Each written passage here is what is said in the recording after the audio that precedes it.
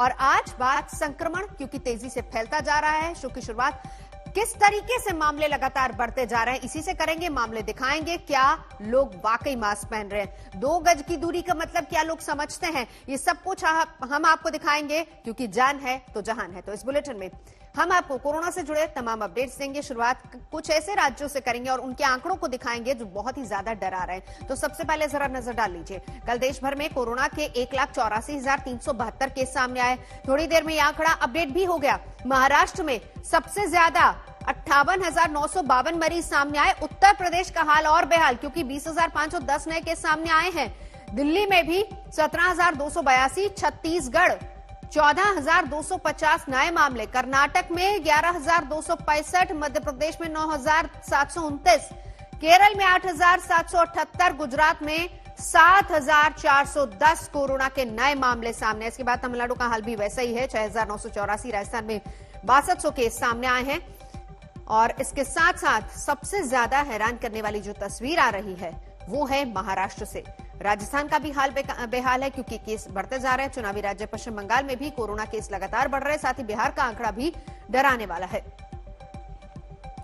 तो ये हालात हैं पूरे देश के, लेकिन देश के कोरोना केस में सबसे ज्यादा योगदान महाराष्ट्र का है। महाराष्ट्र में बीती रात से धारा 144 लगा दी गई है। लॉकडाउन न लगाते हुए भी सख्त पाबंदियां शुरू कर दी गई हैं।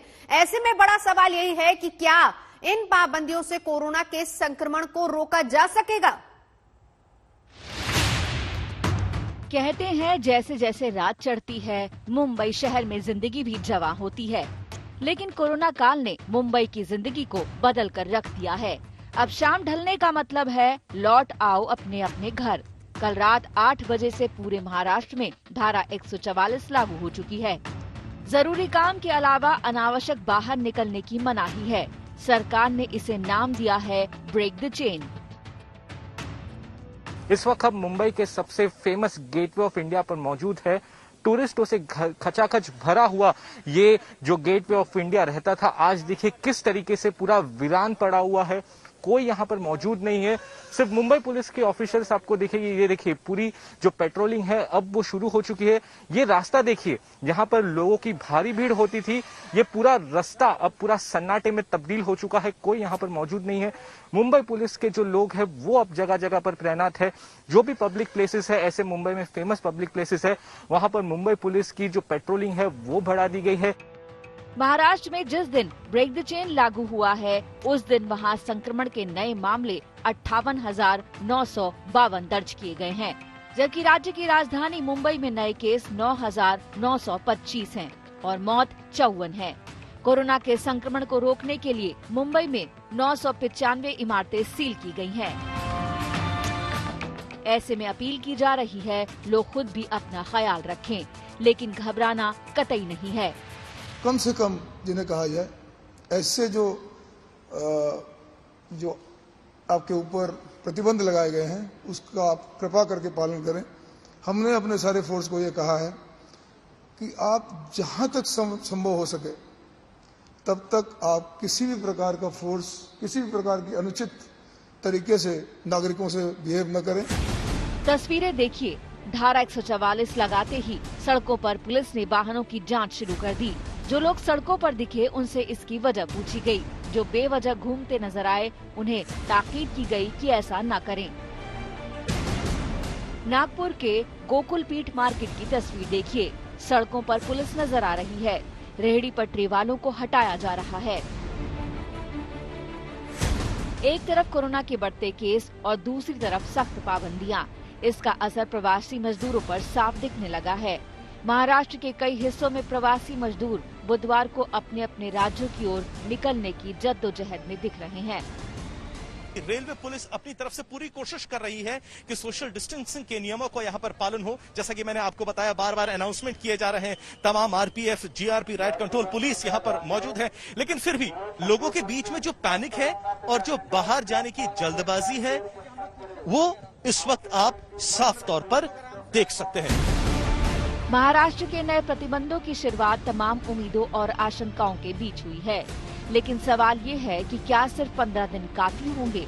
30 अप्रैल के बाद क्या महाराष्ट्र आगे ऐसे नियमों को बनाए रखने पर मजबूर तो नहीं होगा? मुंबई से सौरभ वक्तानिया, पंकज उपाध्याय और साहिल जोशी के साथ आज तक ब्यूरो। तो हालात मुंबई और महाराष्ट्र के किस तरीके के हैं वो हम आपको लगातार दिखा रहे हैं, लेकिन जरा हम चलेंगे सीधा कुमार कुणाल दिल्ली का हाल भी हमको बताएंगे। शिवेन श्रीवास्तव से हम लखनऊ का हाल और उत्तर प्रदेश का हाल भी जानेंगे। इस बीच सबसे पहले मुस्तफा शेख, सख्तियां पूरे महाराष्ट्र में लगा दी गई, खासतौर पर अगर मुंबई की बात करें, लेकिन सवाल सुबह का सबसे बड़ा यही, आप जब सड़कों पर निकले तो क्या आपको सख्तियों का असर नजर आ रहा है? क्या जनता समझ रही है कि ये सख्तियां हमारे लिए हैं? देखिए, जितना हमें समझ में आ रहा है, सुबह से अगर आप देखें तो लोग जो अपना आम दिनों का रूटीन होता है वही फॉलो कर रहे हैं। लोग वॉक करते हुए दिख रहे हैं, सड़कों पे थोड़ा बहुत गाड़ियां दिख रही है।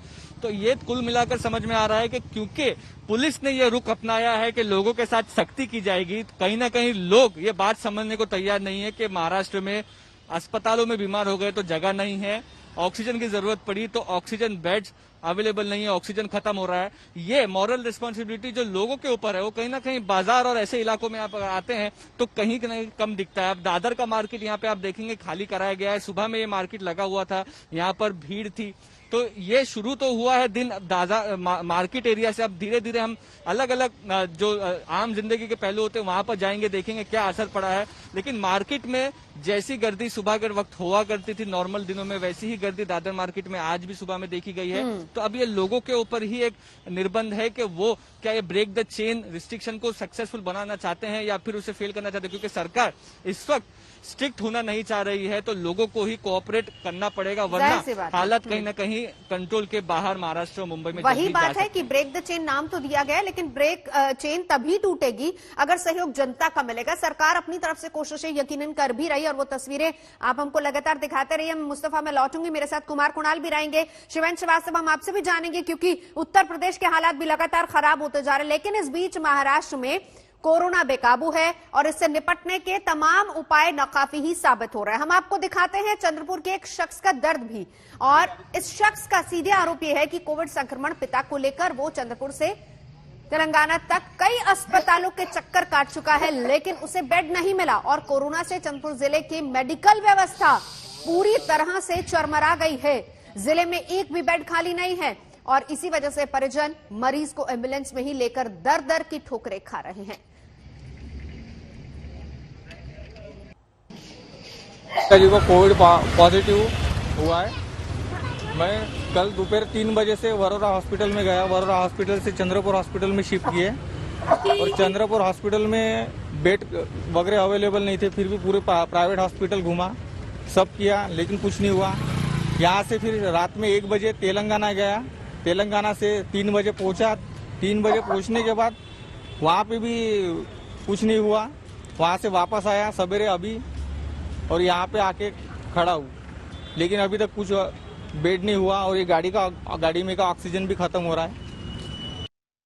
तो देखिए ये तस्वीरें, ये हालात लगातार हैं जो कि चंद्रपुर के तो दिखा रहे हैं, वैसे देश के कोने कोने से कुछ इस तरह की तस्वीरें लगातार आई। दिल्ली का हाल, लखनऊ का हाल सब आपको बताएंगे, लेकिन उससे पहले जरा दिल्ली की रिपोर्ट देखिए, क्योंकि दिल्ली में कोरोना रोज नए नए रिकॉर्ड बना रहा है। और दिल्ली में कल कोरोना के 17,282 नए मामले सामने आए थे। एक दिन में दिल्ली में इतने ज्यादा केसेस कभी नहीं आए हैं। दिल्ली में कल कोरोना से 104 लोगों ने दम तोड़ दिया और 30 नवंबर के बाद एक दिन में मौत का सबसे बड़ा आंकड़ा दर्ज हुआ है। और चिंता की सबसे बड़ी बात यह है कि दिल्ली में संक्रमण की दर करीब 16% तक पहुंच गई है। कोरोना के बढ़ते खतरे को देखते हुए आज दिल्ली के मुख्यमंत्री और उपराज्यपाल इसी से निपटने के तमाम उपायों पर चर्चा भी करेंगे। और इस बीच दिल्ली सरकार का दावा यह है कि मरीज बेशक बढ़े, लेकिन दिल्ली में इंतजाम पर्याप्त हैं।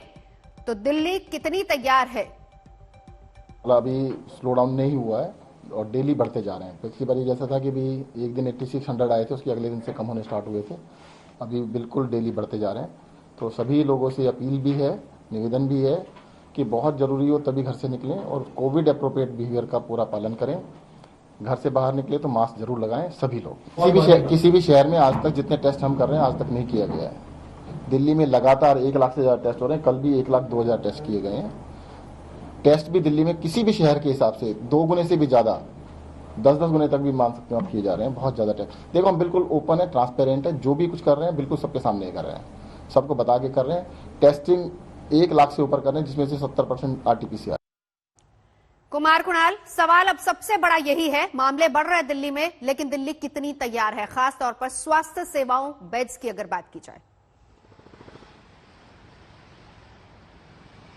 बहुत बुरी हालत है। और अगर हम नवजोत बात करें कि किस तरीके से स्थिति काबू में आएगी, उसका जवाब नहीं है, क्योंकि सरकार का दावा आपने सुना कि उनका कहना है बिस्तर के इंतजाम कर लिए गए हैं, सारी चीजें बढ़ाई गई हैं, जो सुविधाएं हैं वो बढ़ा दी गई हैं। लेकिन स्थिति ये है कि कल जो नंबर थे वो 13,500 थे, आज 17,000 से ज्यादा है। यानी हर दिन अगर 4,000 की रफ्तार से अगर बढ़ोतरी हो रही है, तो क्या उस हिसाब से बेड बढ़ाए जा रहे हैं, क्या उस हिसाब से वेंटिलेटर बढ़ाए जा रहे हैं, क्या उस हिसाब से ICU बेड उपलब्ध है? जवाब है नहीं।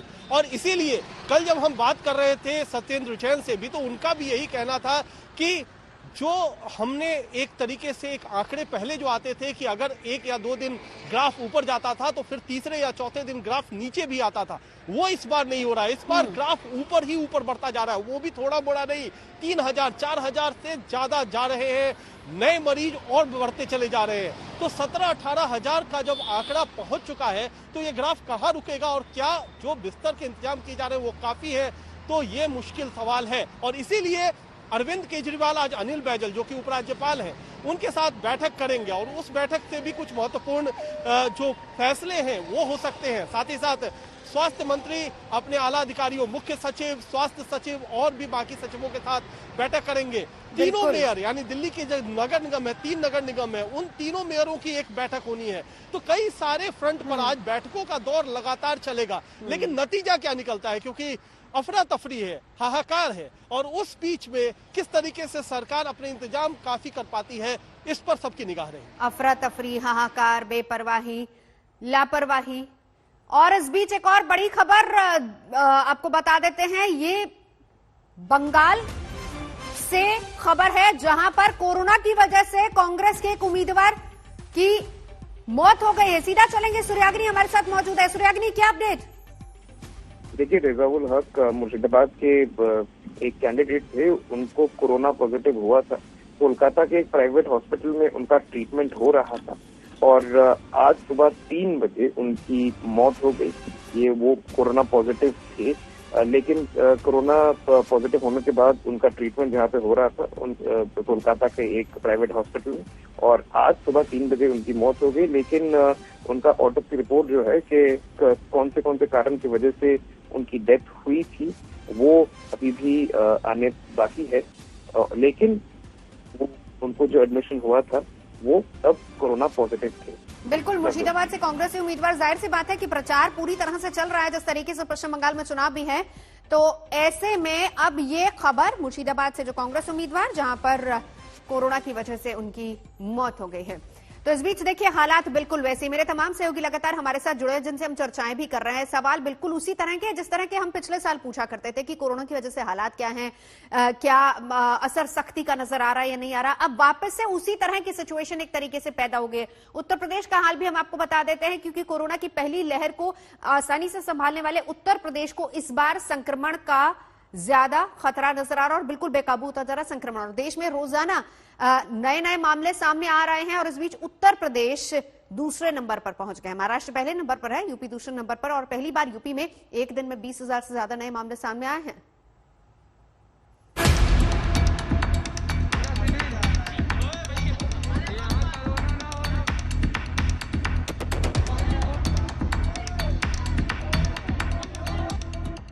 क्या इस तस्वीर को देखकर आप सोचते हैं कि किसी के मन में कोरोना को लेकर कोई डर है? महाराष्ट्र के बाद उत्तर प्रदेश इस वक्त कोविड-19 के सबसे ज्यादा प्रभावित राज्यों में से एक है। सीएम योगी तक कोरोना संक्रमित हो चुके हैं, लेकिन लखनऊ के सिविल अस्पताल का हाल देख लीजिए। लोग कोविड टेस्टिंग के लिए आए हैं, लेकिन कोविड प्रोटोकॉल का ही ख्याल नहीं है। मुंह पर मास्क जरूर है, लेकिन शारीरिक दूरी कहीं नजर नहीं आ रही। उत्तर प्रदेश में कोरोना के बढ़ते मामलों के साथ में सरकार और प्रशासन के आगे कोरोना की टेस्टिंग और अस्पतालों में पूरे इंतजाम एक बड़ी चुनौती के साथ सामने आ रही है। हम मौजूद है लखनऊ के लोहिया अस्पताल में, जहां आप देख सकते हैं किस तरीके से लंबी लाइनें लोगों की लगी है जो कोरोना की टेस्टिंग के लिए आए हैं, लेकिन काउंटर्स की कमी और जिस तरीके से लंबी वेटिंग यहां पर हो रही है वो एक बड़ी समस्या के तौर पे लोगों के सामने है। इसमें यहाँ पर फीडिंग की सबसे ज्यादा दिक्कत हो रही है। यहाँ पे 1 घंटा 2 घंटा लग रहा है। अगर फीडिंग तेज हो तो वहाँ पे टाइम नहीं लग रहा है। केवल फीडिंग और यहाँ पे काउंटर बढ़ाए जाए और एक्सपर्ट जो है यहाँ पे स्टाफ रखा जाए जो तेज काम करे। हालांकि इसके लिए लोगों की भी अपनी मजबूरियां हैं। टेस्टिंग के लिए लंबी लाइन है, लेकिन लोगों की शिकायत है कि कम स्टाफ की वजह से टेस्टिंग में काफी दिक्कतें आ रही हैं। कुछ लोगों का तो ये भी कहना है कि सैंपल देने के 4 दिन बाद भी वो रिपोर्ट का इंतजार ही कर रहे हैं। सिविल अस्पताल से लेकर लोहिया अस्पताल तक हर टेस्टिंग सेंटर पर लोगों की भीड़ है। काउंटर खोलने चाहिए जब इतनी लंबी भीड़ है। एक कोई मरीज आ रहा है उसको कम से कम 3 घंटे। इस समय काउंटर यहाँ पे चल रहे हैं, केवल 2 काउंटर चल रहे हैं और यहाँ पे ये पूरे स्टाफ आधे हैं। हालांकि लखनऊ की एडिशनल सीएमओ का कहना है कि लखनऊ में 30 लैब में रोजाना 25,000 से ज्यादा टेस्ट हो रहे हैं और स्टाफ की कमी की समस्या सुलझा ली गई है। उनकी टेस्टिंग जिनके यहाँ कोई पॉजिटिव नहीं है उसमें जो है वो हम लोग थोड़ा सा टाइम लेते हैं, लेकिन जहाँ पर जो भी पॉजिटिव केस है उनके जो कॉन्टैक्ट्स हैं उनकी टेस्टिंग जो है जैसे पहले होती रही है वैसे ही अभी भी हो रही है। आम जनता में एक भय व्याप्त है, हल्का सा बुखार हुआ तो वो खट एक रिक्वेस्ट डालती है कि हमारे पूरे परिवार का टेस्ट करा दिया जाए। और वैसे भी हम लोग लखनऊ में पर डे 25 से 27,000 टेस्ट कर रहे हैं जो पॉजिटिव पेशेंट के कॉन्टैक्ट्स हैं। अस्पताल और टेस्टिंग सेंटर पर कोरोना प्रोटोकॉल लागू नहीं हो पा रहे, लेकिन पुलिस का दल कोरोना का संक्रमण रोकने के लिए बेगम हजरत महल पार्क में अभिषेक बच्चन स्टारर फिल्म की शूटिंग रुकवाने जरूर पहुंच गई। हालांकि शूटिंग की बाकायदा मंजूरी ली गई थी। इस दौरान क्रू मेंबर और पुलिस में नोकझोंक भी हुई। सारे एहतियात जरूरी हैं, क्योंकि जान बचाना जरूरी है, नहीं तो शमशान घाट और कब्रिस्तान में इसी तरह भीड़ बढ़ेगी। लखनऊ के शमशानों और कब्रिस्तानों में शवों की संख्या अचानक बढ़ गई है। कोविड को अगर आप गंभीरता से नहीं ले रहे तो इन तस्वीरों को देखकर आप भी संजीदा हो जाएं। इस साल अप्रैल से मट्टियों का सिलसिला शुरू हुआ है। ये काफ़ी बढ़ोतरी है, मैंने करीब 2 गुना और 3 गुना ज़्यादा। कभी भी इस तरह का वाकया हालात नहीं हुए। यूपी में कोरोना बेकाबू है, इस पर योगी सरकार अब विपक्ष के निशाने पर है। कुछ तो शॉकिंग चीजें हैं, जैसे प्राइवेट लैब्स को अभी भी टेस्टिंग की इजाजत नहीं है। तो इन परिस्थितियों में भी कहीं आप जाकर और हॉस्पिटल के एडमिशन के लिए आपको सीएमओ से लेटर चाहिए। तो इस तरह की अजीब चीजें जो सरकार जिस तरह के रूल्स बना रही है, जिससे लोगों पर और भी एक्चुअली दुगना आक्रमण है। महामारी का रूप विकराल हो रहा है। जरूरी है कि लोग खुद अपना ख्याल रखें और नेता इस पर सियासत की जगह लोगों की मदद और जागरूक करने का काम करें। लखनऊ से आशीष श्रीवास्तव, अभिषेक मिश्रा और शिवेंद्र श्रीवास्तव के साथ आज तक ब्यूरो। सीधा चलेंगे शिवेंद्र श्रीवास्तव मेरे साथ इस वक्त जुड़े हुए। शिवेंद्र, देखिए सबसे बड़ी और दुखद तस्वीरें जो लगातार लखनऊ से आ रही है। 20,000 से ज्यादा मामले अगर उत्तर प्रदेश में है तो 5,000 से ज्यादा सिर्फ लखनऊ में है। हालात बिगड़ रहे हैं, क्या सिचुएशन है, कैसे कंट्रोल होगी ये पूरी सिचुएशन? देखिए नवजोत, मैं बता दूं कि जिस तरह से हालात बिगड़ रहे हैं जितनी तेजी से, उतनी तेजी से सरकार काम करते हुए नजर नहीं आ रही है। क्योंकि इस बीच जो एहतियाती कदम और सख्ती से उठाए जाने थे उसकी बजाय कुछ ऐसे कदम उठाए गए जो वाकई मुश्किल को बढ़ाने वाले हैं। 20,510 केसेज आए हैं 24 घंटे में। पिछले 5,000 से ऊपर केस अकेले उत्तर प्रदेश की राजधानी लखनऊ में आए हैं, जो कि हर दिन बढ़ते जा रहे हैं। और ऐसे में प्राइवेट लैब्स में टेस्टिंग को रोक देना, इसके अलावा ओपीडीज बंद कर दिया जाना, इसके अलावा जो गंभीर मरीज हैं उनके इलाज में भी डिले हो रहा है, जिसकी वजह से जो शमशान घाट पे सामान्य जो मरीज जो मौत हो रही है जिन लोगों की, उनकी जो संख्या बढ़ रही है उनके अंतिम संस्कार की, वो भी बहुत बड़ी रीजन है। और इसी सब के बीच तमाम ऐसे भी चीजें हो रही हैं जिसके चलते ये संक्रमण बढ़ रहा है। ना तो मजदूरों के आने का जो स्टेशन पे है उन पर बहुत कोई सख्त निर्देश और सख्त निगरानी की जा रही है, ना उनकी कॉन्टैक्ट ट्रेसिंग बहुत तेजी से की जा रही है। हालांकि सरकार की तरफ से जरूर कहा जा रहा है कि उन्होंने बहुत सारी सुविधाएं बढ़ाई हैं। मुख्यमंत्री योगी आदित्यनाथ खुद इसकी मॉनिटरिंग कर रहे हैं, क्योंकि वो कोरोना पॉजिटिव होने के बाद भी एक्टिव मोड में काम कर रहे हैं। बिहार में कोरोना के 4,786 नए मामले सामने आए, जो कि एक रिकॉर्ड है। राजधानी पटना की बात करें तो कोरोना के 1,463 नए केस सामने आए हैं। कोरोना बीमार लगातार बढ़ते जा रहे हैं, लेकिन मरीजों को कोरोना से ज्यादा वो हेल्थ सिस्टम मार रहा है, जिसका समुचित विकास ही कभी जिम्मेदारियों के साथ सरकारों ने नहीं किया। कोरोना पॉजिटिव थे, रात में आए थे तो हम एम्स गए, वहाँ बोले कि यहाँ जगह नहीं है। 1.5 घंटा से बाहर धूप में ही खड़े रहे थे, तो पापा हमारे नहीं।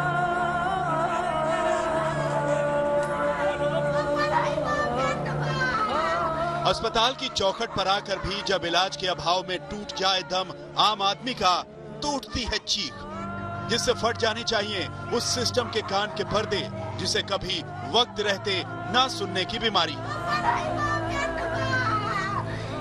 इस तस्वीर में एक माँ है, माँ से चिपटकर उसे संभालता एक बेटा है।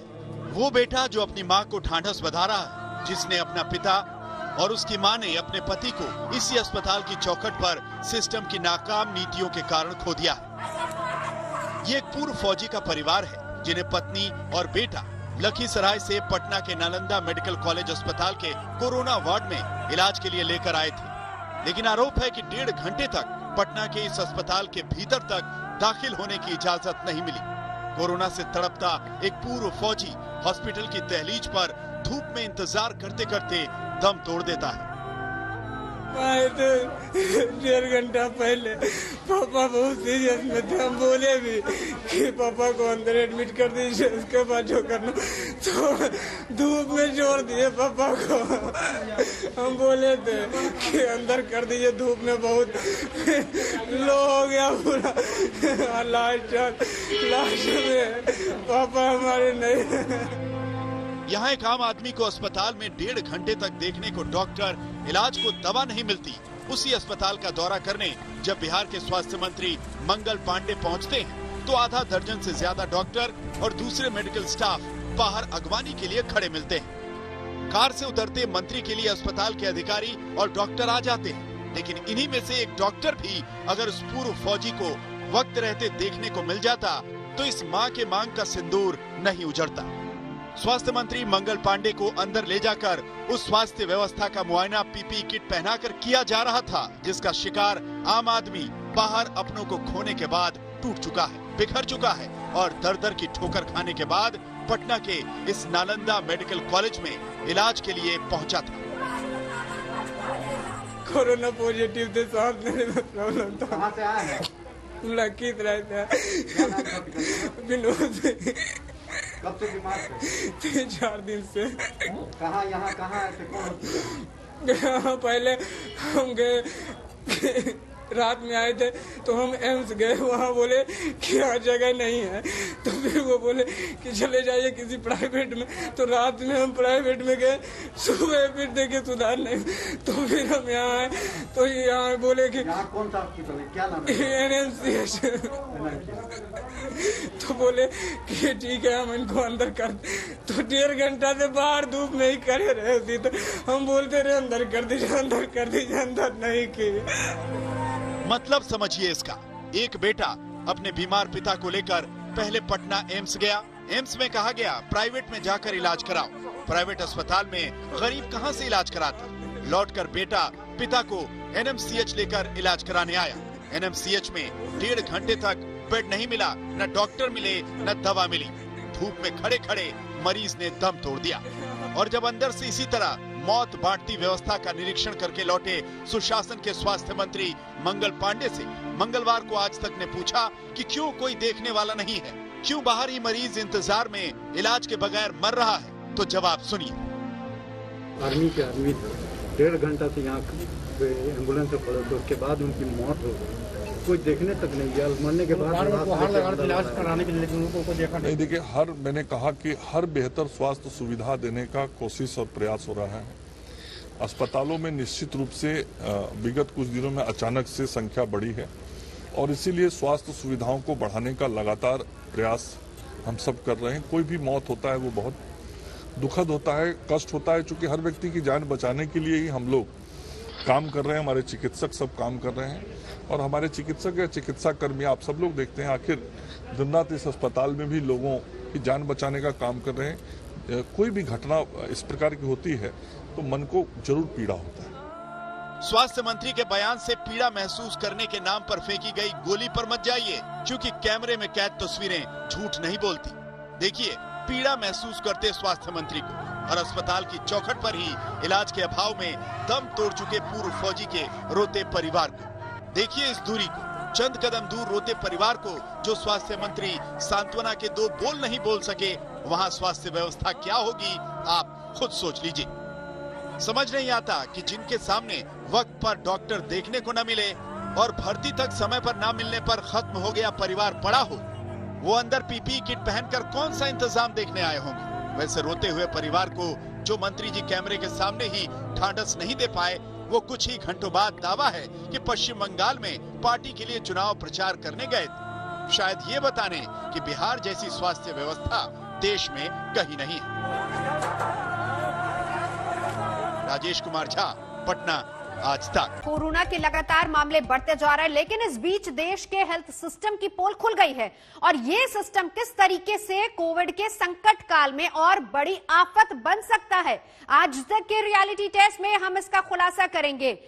दिल्ली के 3 अस्पतालों में कोविड टेस्टिंग की चरमराई व्यवस्था के खिलाफ दस्तक देती हमारी स्पेशल इन्वेस्टिगेटिव रिपोर्ट जरूर देखिए और समझिए कि जिन्हें कोरोना ना हो वो भी अपनी टेस्टिंग करवाने जाए तो कोरोना लेकर ही घर लौटे।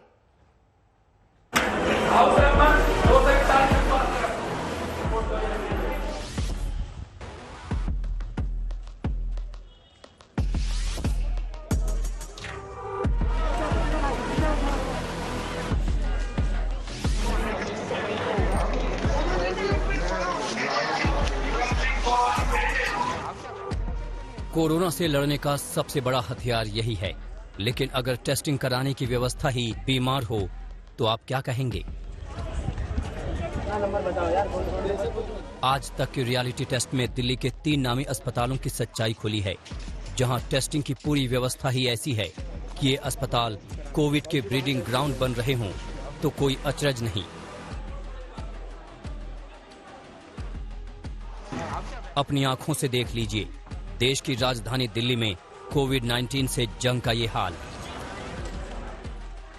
संदिग्ध कोरोना मरीजों की भीड़ अपने टेस्ट के लिए अपनी बारी का घंटों इंतजार करती है। अस्पताल के कंपाउंड में इधर उधर बैठे लोग, थककर फर्श पर बैठे लोग, जमीन पर लेट गए लोग, एक दूसरे के बेहद करीब,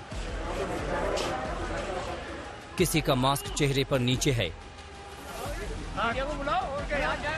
तो किसी ने मास्क लगा ही नहीं रखा है। ऐसे हालात में ये सब टेस्टिंग के लिए मौजूद हैं।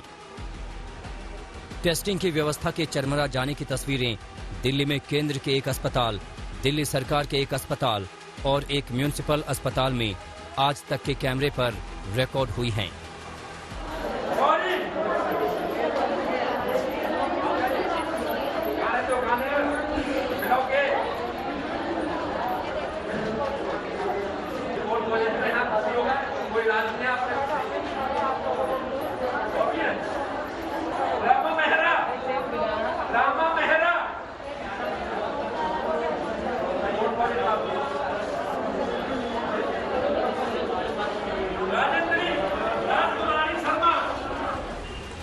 ये दिल्ली के डॉक्टर हेडगेवार अस्पताल का मेन लॉबी है।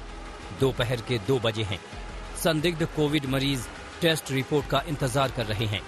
पॉजिटिव आने वालों का नाम सबके सामने पुकारा जा रहा है और उन्हें रिपोर्ट थमाकर कहा जा रहा है कि घर जाओ। मैंने आज ही कराया था। हैं? थोड़ी देर पहले ही कराया। रिपोर्ट पॉजिटिव आ गई? कौन सा कराया था टेस्ट?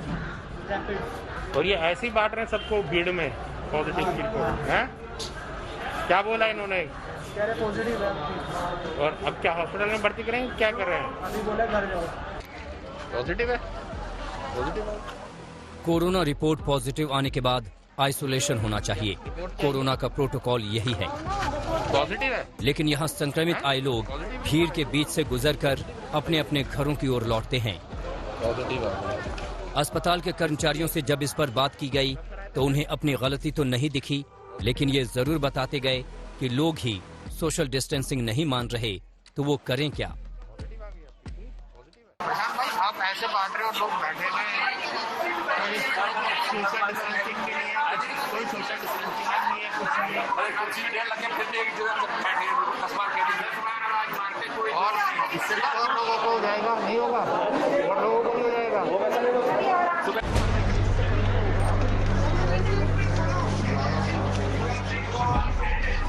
दिल्ली के इस म्यूनिसिपल अस्पताल में हालात जुदा नहीं हैं। संदिग्ध कोरोना मरीजों की लंबी लाइन यहाँ भी लगी है। यहाँ इतनी भीड़ है कि सोशल डिस्टेंसिंग की कोई जगह नहीं।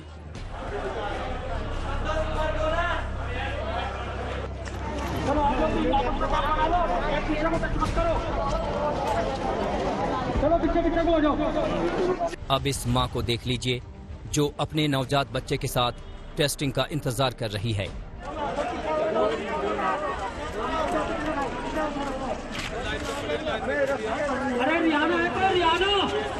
गर्भवती महिलाओं का भी इंतजार लंबा है।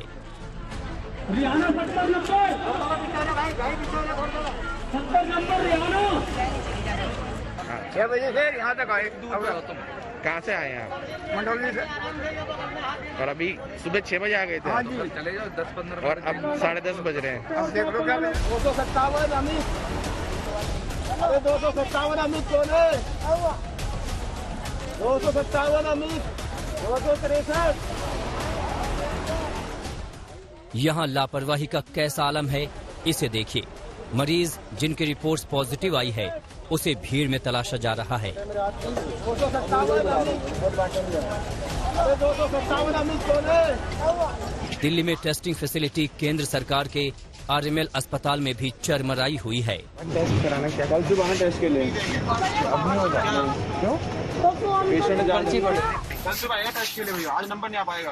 क्यों? यहाँ 1 नंबर आपका है, 50 चल रहा है अभी, 2:30 बजे बंद हो जाएगा, नंबर नहीं आ पाएगा, मना कर रहा हूँ। ये देश की राजधानी में स्वास्थ्य सुविधा की तस्वीर है। कोविड-19 से लड़ाई में इन अव्यवस्थाओं के साथ तो जंग नहीं जीती जा सकती है। फैसिलिटी के अंदर भी। नितिन जैन और जमशेद खान के साथ स्पेशल इन्वेस्टिगेशन टीम आज तक। और इस बीच एक बड़ी खबर आपको बता दें, कोरोना के मामले लगातार बढ़ते जा रहे हैं। पहली बार देश में आंकड़ा 2 लाख पार, 2,739 नए मामले देश में। ये बड़ी खबर है। सीधा चलेंगे, कुमार कुणाल हमारे साथ इस वक्त जुड़ चुका है। कुणाल, ये चिंता वाली खबर है जो हिंदुस्तान की चिंता बढ़ा रही है। बिल्कुल, न सिर्फ चिंता की बात बल्कि कैसे होगा अब आगे इस वेव पर कंट्रोल, उसको लेकर के बड़ा सवाल है। क्योंकि कल 1,85,000 मामले थे, आज उससे कहीं ज्यादा 2 लाख से ऊपर, यानी एक दिन में 15,000 से ज्यादा मामलों की बढ़ोतरी होना। और इस पूरे जो वेव है उस पर किसी भी तरीके से तमाम इंतजामों के बाद भी कई जगहों पर नाइट कर्फ्यू लगाया गया है, धारा 144 लगाई गई है और बाकी इंतजाम किए जा रहे हैं। लेकिन ये जो चेन ब्रेक होने का सिलसिला है वो थमता हुआ दिखाई नहीं दे रहा है। चेन लगातार चलता चला जा रहा है। ये एक बड़ी चिंता है क्योंकि अब जो स्वास्थ्य सुविधाएं हैं वो भी कम पड़ने लगी हैं, अलग अलग जगहों से रिपोर्ट आने लगी है और ये 2 लाख की जो फिगर है वो काफी चिंताजनक।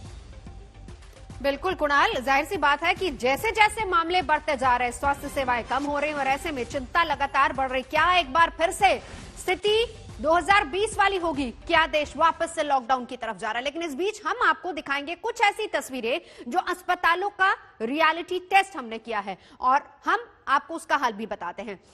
अब हम आपको अस्पतालों की एक और तस्वीर दिखाते हैं जो कि कोविड से निपटने के उपाय पर सवाल खड़े करती है। किसी अस्पताल में बेड नहीं है तो किसी अस्पताल में बेड है तो ऑक्सीजन नहीं है।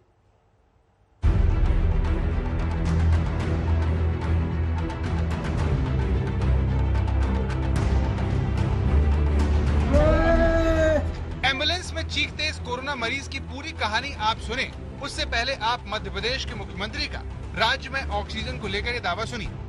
ऑक्सीजन की उपलब्धता,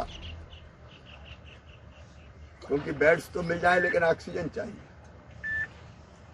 उस पर हम निरंतर ध्यान दे रहे हैं। 8 अप्रैल को हमारे पास ऑक्सीजन की उपलब्धता 130 मीट्रिक टन थी। 9 अप्रैल को बढ़ के वो 180 मीट्रिक टन हुई। 12 अप्रैल को वो बढ़ के 267 मीट्रिक टन हुई। मैं दिल्ली लगातार संपर्क में हूं। तो मुख्यमंत्री साहब दिल्ली के संपर्क में कह रहे हैं कि सब ठीक है, लेकिन हकीकत आपके सामने है। रायसेन जिले में एक अस्पताल के बाहर मरीज चीख रहा है, लेकिन अस्पताल उसे भर्ती नहीं कर रहा क्योंकि वहां पर ऑक्सीजन नहीं है। नहीं कर रहा हमारे पास है। पहले इन लोगों ने बोला हॉस्पिटल वालों ने कि लेके आओ, अभी हम लेके आए। कहीं से लंबी रकम मिल रही होगी तो आप बदल रहे हैं कि हमारे पास भी ऑक्सीजन नहीं। सरकार कुछ भी कहे, लेकिन मध्य प्रदेश के अस्पतालों में ऑक्सीजन की कमी की बात किसी से छिपी नहीं है। अस्पताल के कर्मचारी ही ऑक्सीजन की किल्लत से मौत की बात स्वीकार कर रहे हैं। अभी इमीडिएट कोई भी सिलेंडर खत्म होता है तो हमारे पास व्यवस्था भी नहीं है। सर कितने सिलेंडरों की डिमांड? पर डे हमें 90 सिलेंडर चाहिए रहते हैं, आ 30 रहे हैं। सर 60 सिलेंडर रोज का। ऑक्सीजन की कमी से मौत भी हुई है अस्पताल में? जी बिल्कुल हुई है। कितनी मौतें हुई है कल से आज तक में? कल सुबह 1, दोपहर में 4, 5 मौतें कल वहाँ हुई हैं और 1 यहाँ हुई है। 6 मौतें हुए हैं 2 दिन में। तो पिछले 7 दिन में कहीं कोई गैस सिलेंडर हमारे यहाँ नहीं आया, ना डीलर आया। अपन जाते आते हैं, भर के लाते हैं, तब तक पेशेंट निपट जाता है।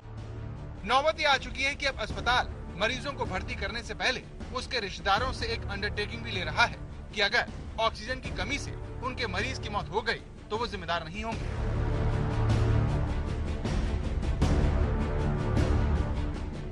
मध्य प्रदेश के इंदौर में भी हालात अलग नहीं है। यहाँ अस्पतालों ने तीमारदारों के कंधों पर ही ऑक्सीजन लाने की जिम्मेदारी लाती है। आज से 4 दिन पहले भी ऑक्सीजन खत्म हो गया था और आज फिर ऑक्सीजन की दिक्कत आ चुकी है यहाँ पे। कौन भर्ती है आपका? यहाँ पे बड़े पापा भर्ती है। क्या बोल रहे हैं हॉस्पिटल वाले? हॉस्पिटल वाले कि आपके पेशेंट की छुट्टी करा सकते हो आप। उस समय बोला था, अभी नहीं बोला। और मैंने सर से पूछा छुट्टी कि ऑक्सीजन की आपकी अपनी व्यवस्था कर लीजिए। हमको पहले भी बताया गया है कि अभी 2 घंटे के लिए है, फिर इसके बाद आप मतलब देखिए क्या करते हैं। सब उसी के लिए परेशान है। ऑक्सीजन मिल जाएगा तो सब अच्छा रहेगा।